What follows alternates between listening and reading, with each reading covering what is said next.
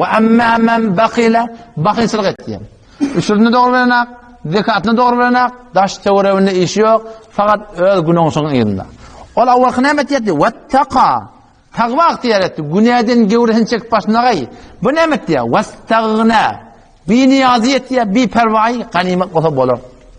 Beter katıs vermelerdir bunu. Türkmen ilneme diye iyi de öyle bol vermeler de beter katıs vermelerdir. Halka öyle bol vermeler. En iş kepş. Vestagna. Bir niyazi şeriatı öyle olmalı. Bir niyaz. Sünnete öyle olmalı. Bir niyaz. Ve keddebe bil husna. Dinin işini teleke bilse, dinin desturunu, dinin feramenini, Kur'an'ı sünnete mutabık yaşamakla teleke bilse, şunu yürense, şundan sonra yürekten razı olmasa, Allah Teala'nın iyilinden kefi geliyor. فَسَنُيَسِّرُهُ لِلْعُسْرَى Biz yuvaş yuvaş şunluya kıyınçılığı oklardı. Bizim Müslüman'da onçlarda bizim şey amalımıza oraya Allah Teala'nın mamulası var. Ve teşvek kulli Kur'an'ı aktaranda Kur'an'la cenneti cehennemle gurrunma. Şu cenneti cehennemiyle gurrunmu Kur'an'la Allah sonra zikrettir. Cehenneme için adamdan gurrunma Kur'an. Hiçbir cehennemi havada Allah mağlamiyat koydun avval. Senin öde yalanın da şey. Meni cehennemi oldum da. Hiç kim şey diyemiyor. Fehdavet o da görmeyendirin kıl yalak. Şükep Allah Teala'nın yanına hakikattan bir izi olsa ki bizim mağlayımıza yadıgılı olsa men ol cehennemi deyip o dünya barıp da men Hudaydan algılı olmasam bolar mı şey? Görmeyendirin kıl yalacak. Hakikattan şükep ki palanin cehennemine olmağına çılık koyuluptur. O da cehennemi oluptur. Ertek kıyametin Allah'tan algılı bolar mı ya bolar mı şey? Böyle ödüm ettin diyor da. Ama kullu Kur'an'a aktaranda şu tefekkürrat böyle. Fi cennati yetesâelûn. Ehli cennet cehennemiden soruyorlar diye. Allah Teala kafa koyuptur. Cehennem bilen cennetin arasında perde var diye. Şolar sonra cehennemilerden şolla orada attığın odun kıyıkçığından soruyorlar. Fi cennati yetesâelûn. Ehli cennet soruyorlar şu cehennemilerden. Mâ selekakum fi sakar. Ne mi cehennemi oldunuz? Ne mi cehenneme koydu? Avval mağlayına yalgıtmıştık mı? Yok. Beydi mi yerle? Kalu aytiyallar.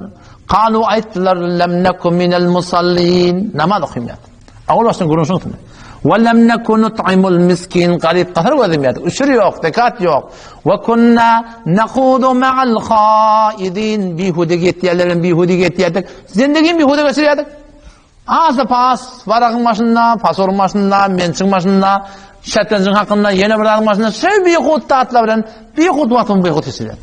Ve kunna nukaddibu bi yevmiddin. Kıyamet gün, ay o dünya, gidip gelen mamama deyip inkar etiyorduk.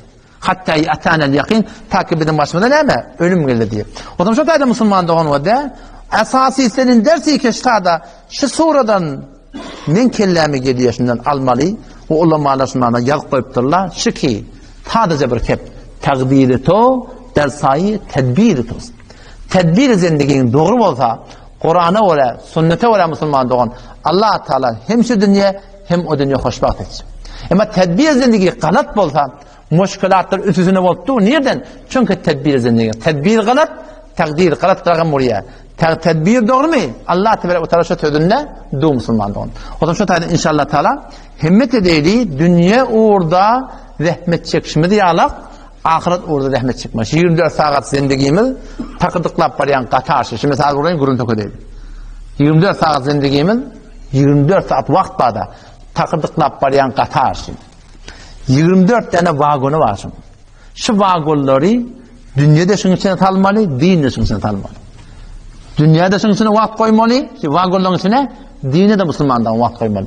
O zaman şeytek inşallah hem dünyamda abat bulur, hem ahiretinde abat bulur, hem inşallah takıman ne midir? Maksadı yeter. Ama yok bunun hem bütün dünya vakt verdin, bundan din diyanattan olmasa, bu ne mi Türkmen ne mi şagala şam olmak diye Huday takkıdı.